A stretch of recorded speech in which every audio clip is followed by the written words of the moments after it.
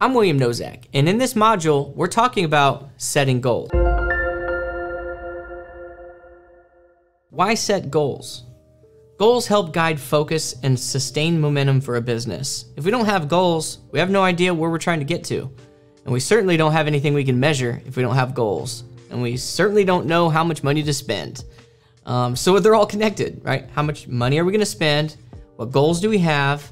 And that should really feed into what's our budget, what are our goals, and how are we doing against those goals? Are we reaching milestones? It gives us objectives to reach. It allows us to say, hey, by this time we need to be in this place. And then we can recorrect, right? So laying down that plan is super important. What you learn in digital marketing is that plan, a lot of times gets scrapped. And then planning was super good because it helped us set in place certain activities that do have value, but they're really not getting to this goal, they're getting us to another goal. And so we have to recorrect, check, or really maybe devise the whole plan altogether if those goals are immutable and we must reach those goals. We have to know these things. We have to have objectives, goals, measurables, a budget to get there. If you have no budget and we've got these lofty goals, well, that's just ridiculous. You have the wrong job. Goals can help unite a team, drive a focused environment. We're gonna get more effort and more buy-in from other people on the team when they realize that the goals and the people that we have on our team and the money that we have available to us are not connected.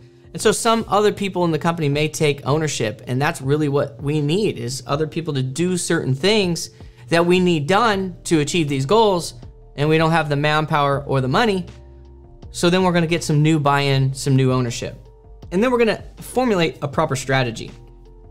From ranking better in Google, from impression loads on non-branded terms and branded terms, from click rates, click-through rates, from bounce rates, to how our ad spend is handled and how we're doing in that and who's manicuring it, handling it, and what our post frequency, content frequency, infographic frequency, video, podcast frequency is, and how we're gonna keep those things. And really, if people wanna see how's it doing now, and the truth is some of these things have a long horizon before they, really a long takeoff before they start to spin. It could be the amount of content that's been created in YouTube. There's like this window if you're needing a couple hundred videos before it really starts to really pull value. That could take you a couple years to get there. But you don't want people to think that if I make 5 videos, it's gonna change everything. That's not the case.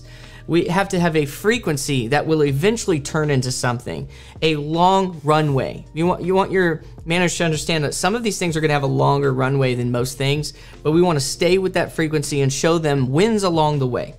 And what the proper strategy is, what the proper expectations, goals, all very essential. So we wanna obviously get to revenue benchmarks. This is vital. We can't be going backwards.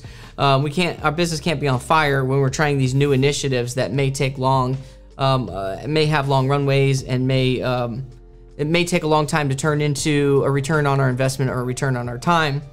And then lead generation, are we getting leads? Are the leads good, high quality? Are we getting new leads, or is it just people that are already our leads? And there is gonna be some of that, always. And then lead scoring or temperatures. Are they cold? Are they frigid? What temperature, how cold are they? From frigid all the way to almost warm. How warm are they? Are they almost hot? How hot are they? Are they ready to buy now?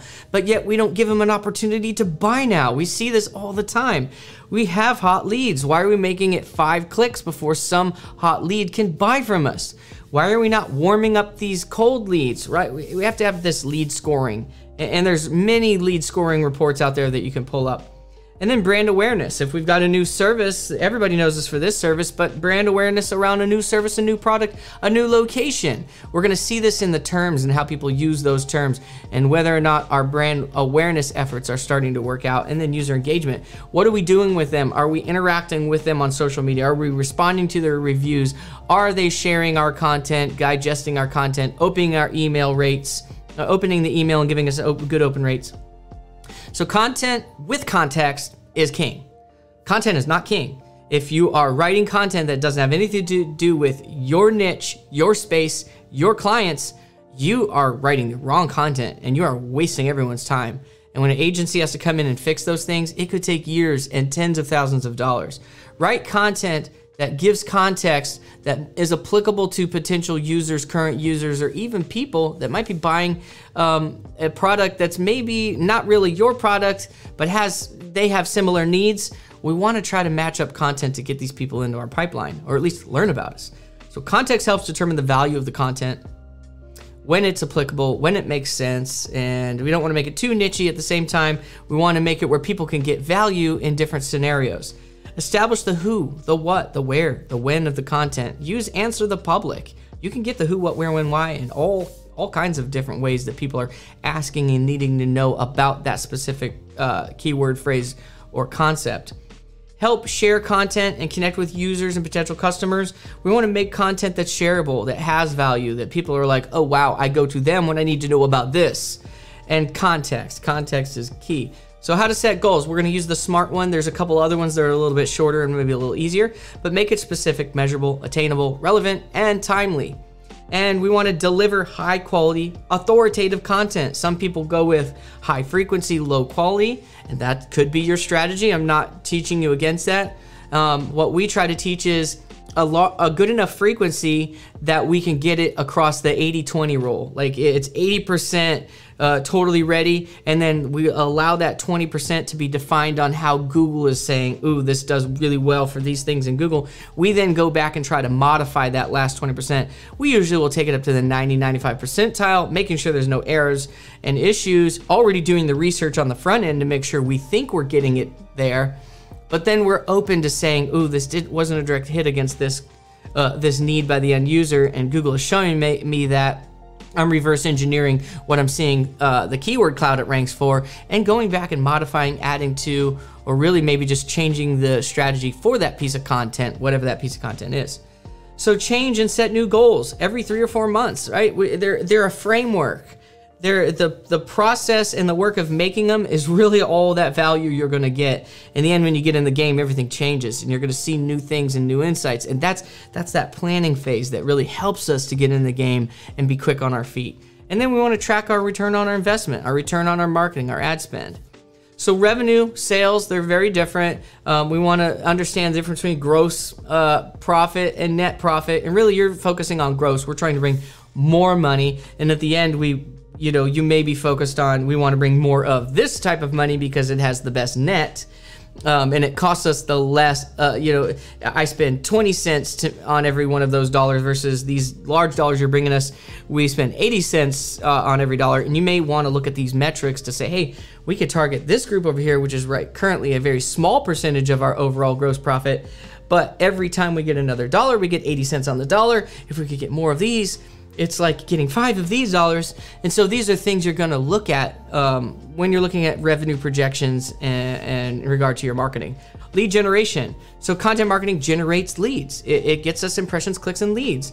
And it's going to build interest and awareness, and it's going to help us answer questions. And you may be putting information on Quora or however you say it, and Reddit. And you may become, for your space, that person that answers these questions, and eventually that could turn into leads and sales and really big commissions, and general awareness minimally. So it's all about leads. High quality leads is the best. They're not always going to be high quality leads. Of course, that's the reality. As we open up more parts of the pipeline, you're getting different temperature. And so that's where lead scoring comes in. We want to rate these different leads from these different channels, right? The leads from this channel are not the same from this channel. And so we want to understand the differences and how to get the best leads out of this channel, the best leads out of this channel, the best leads out of this channel. And so the better the lead, the higher the score, the more likely it is to turn into a sale, or maybe to turn into a really great client that we would never want to lose. Brand awareness, so people understand we are this service. Again, my example might be we are carpet cleaning, but then we need to expand our brand awareness around upholstery cleaning and tile and grout cleaning and different types of services that are attached to your brand name.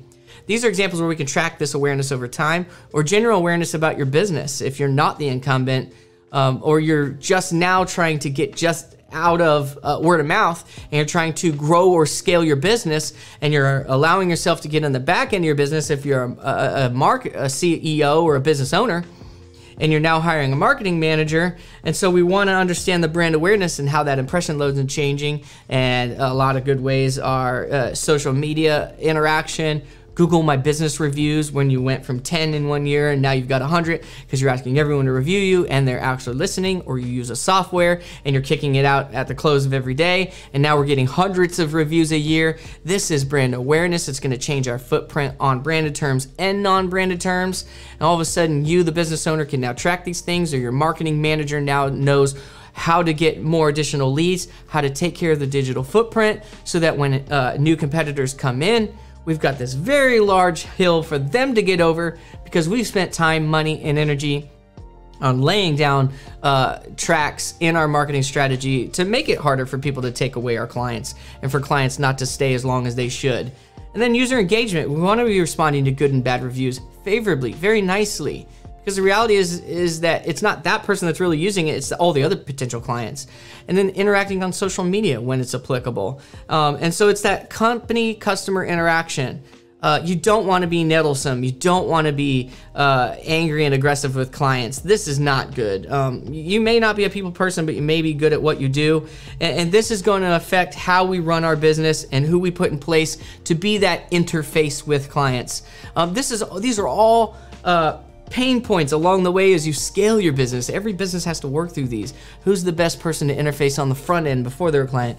Who's the best person to interface when they are a client? Who's the best person to interface with them along the way when we're working on things or in fulfillment, etc.